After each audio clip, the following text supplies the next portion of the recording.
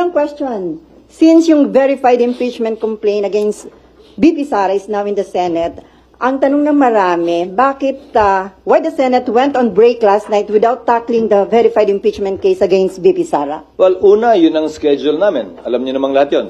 Na huling araw namin kahapon, magbe-break talaga kami at magre-resume matapos ang halalan sa June 2. Walang rason para magbago o baguhin yun kahapon. Napakinggan ko si Myla kahapon, si Myla. Tinatanong si Senator Pimentel, bakit daw walang nagtanong? Sasagutin ko yun. Trabaho ko bilang Senate President, sagutin, o presiding officer, sagutin anumang katanungan na ibabato sa plenaryo. Pero hindi ko trabahong tanungin yung mga miyembro kung bakit hindi sila nagtanong at anong nasa isip nila, ba't hindi sila nagtanong.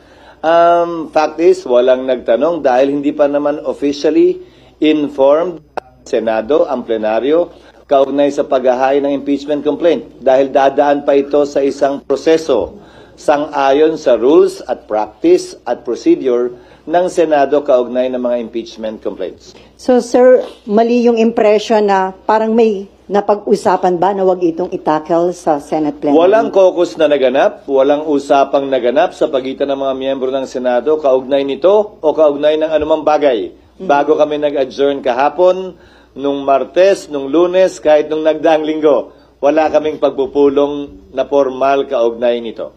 So what will happen now on the articles of impeachment? As Senate President, it's your call, di ba sir? So what is your plan? Isa-isayin muna natin.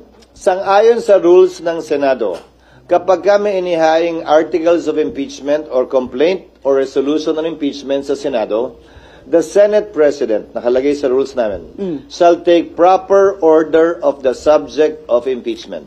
Ngayon, ano bang ibig sabihin ng shall take proper order of the subject of impeachment? Hindi nung impeachment complaint, hindi nung impeachment, but the subject of impeachment. Ibig sabihin nun, kailangan isaayos muna ng Senate President ang Senado para sa pag-conduct ng isang pagdinig o trial. Sasagutin ko rin yung isang napakinggan kong abogado na tila eksperto din daw sa mga bagay na ito. Sabi niya, the Senate shall immediately, ayon sa kanya, sabi ng Constitution, proceed with trial. Busin na lang ng konti, pero parang hindi niya nabasa yung saligang batas. Walang sinabing immediately ang saligang batas. Ang sinabi ng saligang batas ay shall forthwith proceed with trial. Ngayon, kung babalik tanawan natin, bago ko sagutin yung tanong, Sally, kukompletuhin ko na para... Okay. Kung babalik tanawan natin, may inihain na impeachment complaint